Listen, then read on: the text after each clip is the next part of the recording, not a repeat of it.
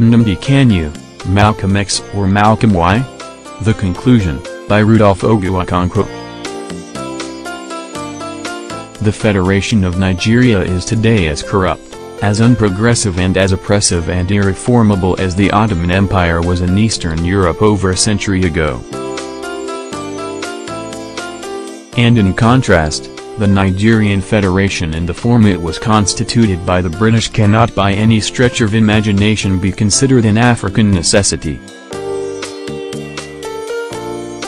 Yet we are being forced to sacrifice our very existence as a people to the integrity of that ramshackle creation that has no justification either in history or in the freely expressed wishes of the people. Emeka Ojukwu, AIR Declaration, 1969. Almost 50 years after, the sentiment that Emeka Ojukwu shared in a 1969 speech has remained relevant in Nigerian discourse. Is Nigeria reformable or irreformable? In the last few months, whoever you are, whatever interpretation you have given to what is going on, we can all agree on one thing: that a paradigm shift has taken place in Nigeria. The status quo is dead. You can even go as far as saying that a revolution is on the way.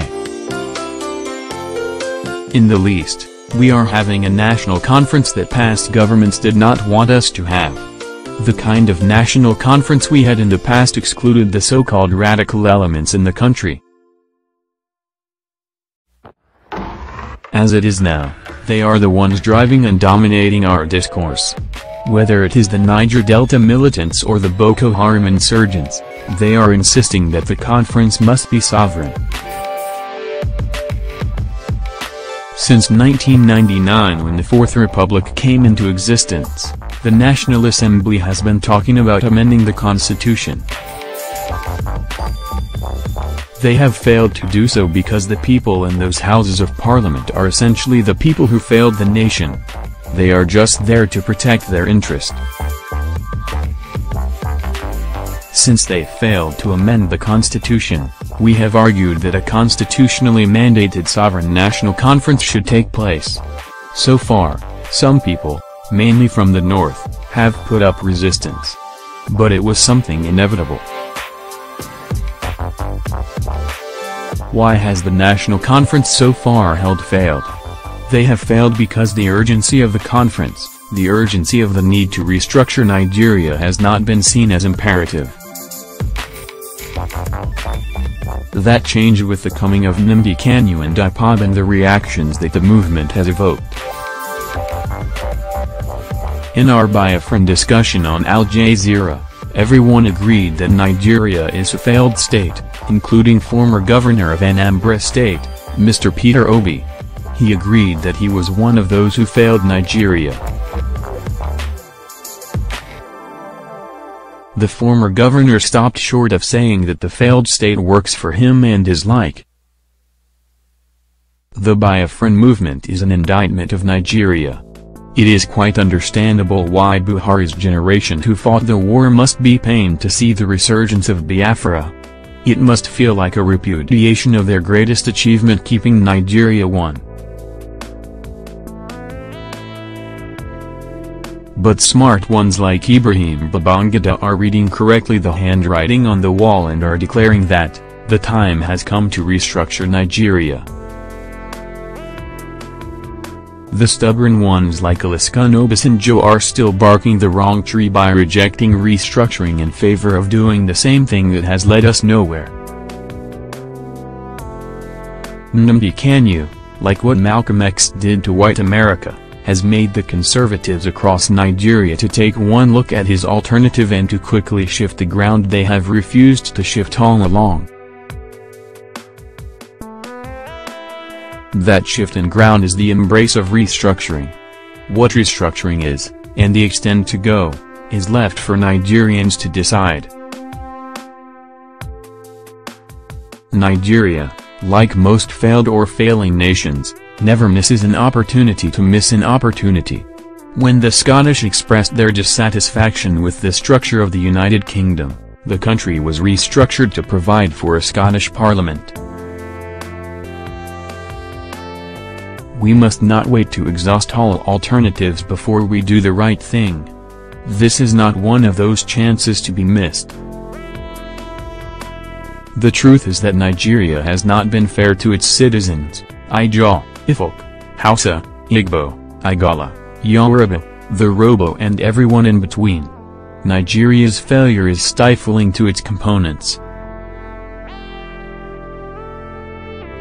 Unfortunately, the Igbo are the least patient with failure amongst all the groups in Nigeria. Nnamdi Kanu gave expression to these frustrations. They are already at the point where it is urgent and what Martin Luther King Jr. called the fierce urgency of now. There is an urgent need for an immediate and robust action that is positive, reassuring, and unequivocal about our sincere desire to chart a new course. If you see Nnamdi as a failure, he is the failure that failure produced. If you see him as a tempest, he is the tempest that tempest produced. If you see him as a separatist, he is the exclusionist that exclusion produced. By locking him up and disobeying court orders to free him, the government has turned him into the Nigerian nightmare. He is now a tsetse fly that perched on the scrotum. No Igbo political leader had been an effective advocate of the complaints of Igbo people since Emeka Ojukwu died. Then, Nnamdi Kanu entered. Nnamdi Kanu is to Nigeria of today what Malcolm X, before he went to Mecca, was to America of the 60s. He is to the Nigerian progressives what Malcolm X was to Martin Luther King Jr. In the civil rights movement of the 60s, the conservatives in America felt that Martin Luther King Jr. was a dangerous enemy of America. Then they saw Malcolm X and quickly embraced Martin Luther King Jr. There are recent signs that Nnamdi Kanu has the capacity to moderate his tone and his approach. Recently, he stated that he does not hate the North.